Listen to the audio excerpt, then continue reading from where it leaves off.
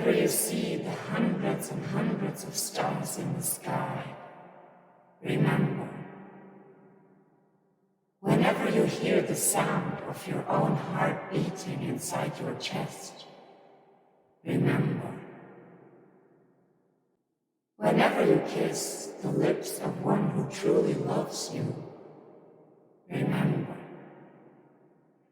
Whenever you feel the thunderbolt of passion pounding in your breast, remember. Whenever you hear the voice of one who speaks to your soul, remember. Remember, this your true nature. In its bright light, you will see there is no one here but yourself. You are stardust brought to life, then evolved, then ponder upon the nature of the ultimate reality for a moment. You are a field of compassion, a domain of love, a space of joy. You are centered in time and space, but you are not bound by time nor space. And now you are aware of your eyes reading these words. You are aware of your ears hearing the sounds in this room. You are aware of your skin feeling the touch of air upon your body. You are aware of your hands touching the device upon which you read these words. You are aware of the living and dying of all beings without ever being involved in their pain. You are aware of being aware. But where is that awareness? It is not inside your skin. It is not inside your head, or even in the space between your ears. Your awareness is located in the space around you, the space that you are. The colors of the rainbow are not just a collection of photons. They are a conscious experience. The experience of being in love is not just a chemical reaction. It is a conscious experience. Your mind allows you to experience the world around you. It allows you to feel and to think. But are your feelings and thoughts real, or are they just in your mind?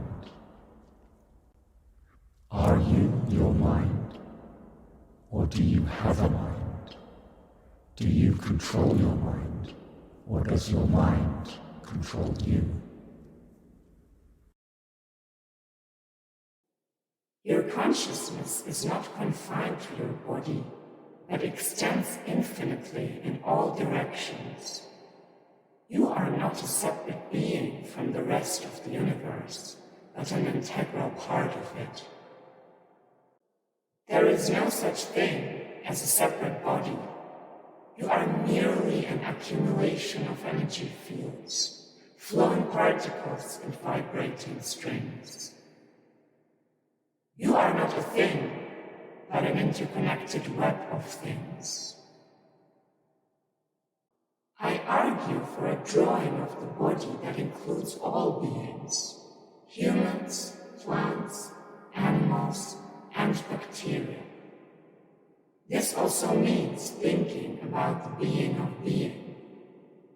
It means acknowledging that everything that is comes into being through both our bodies and not only ours. The very idea of a drawing of the body disrupts our usual view of ourselves as separate beings outside of the rest of nature. It also includes the other whose being is not like ours. The drawing of the body allows us to connect to what we might otherwise consider other beings, even other bodies, without knowing them as selves. When I look at a tree, I see the web of life and death stretched out before me. I see the bright green stretch of chlorophyll reaching out to capture sunlight. I do not see the tree. Or perhaps I see all of it. The atoms in your body were once inside a supernova, and they will be inside new star systems millions of years from now. You cannot leave the world, for you are not in the world. The world is not out there. The world is within you, physically and mentally. The world as you experience it through your senses is not an accurate rendition of the world, but a subjective representation of reality, a hallucination filtered and constructed by your brain. This hallucination and the way that your brain constructs it is optimized for survival in a very specific environment, the African savanna, tens of thousands of years ago. It is not optimized for the modern human living in a modern environment. Since the environment has changed so much, your brain isn't always very useful anymore. It's like a Stone Age tool in the modern world. And this makes your brain very susceptible to manipulation, exploitation, and hacking. Especially now, at a time where we have the technology to transmit and share our thoughts around the world at the speed of light. The internet is not a bunch of computers connected to each other, but a bunch of human minds connected to each other. The internet is not a bunch of computers connected to each other, but a bunch of human minds connected to each other. It is an incredible technology, but technology is not neutral. Right now, the biggest tech companies are making some of the most important connections in our society, connecting people with products and services, connecting advertisers to users, and connecting voters to candidates. The decisions that tech companies make can shape society for good or ill.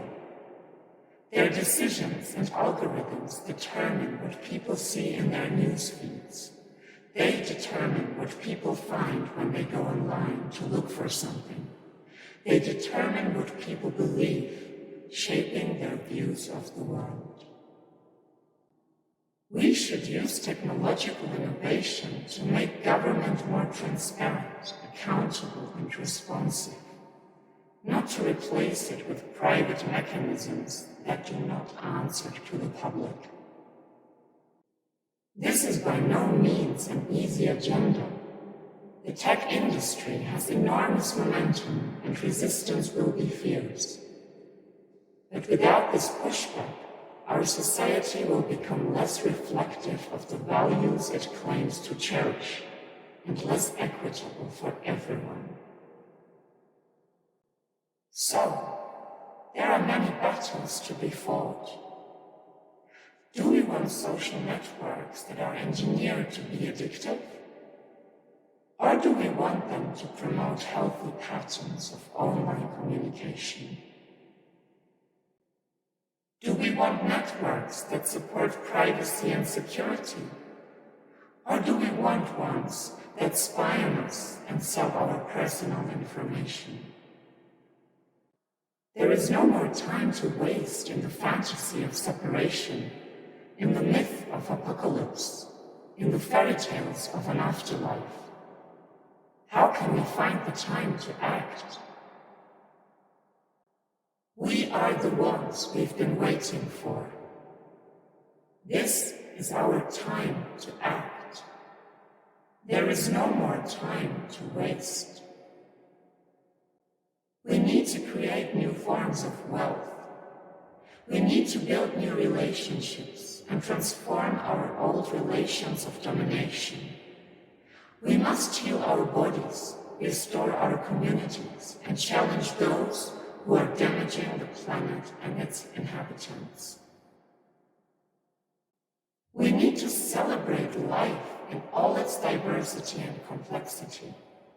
We need to build new communities, create local economies, and promote sustainable and ecologically friendly businesses. We need to tell different stories, stories of possibilities, stories of hope. We need to cultivate new ways of being so that we can be present in the world as it is.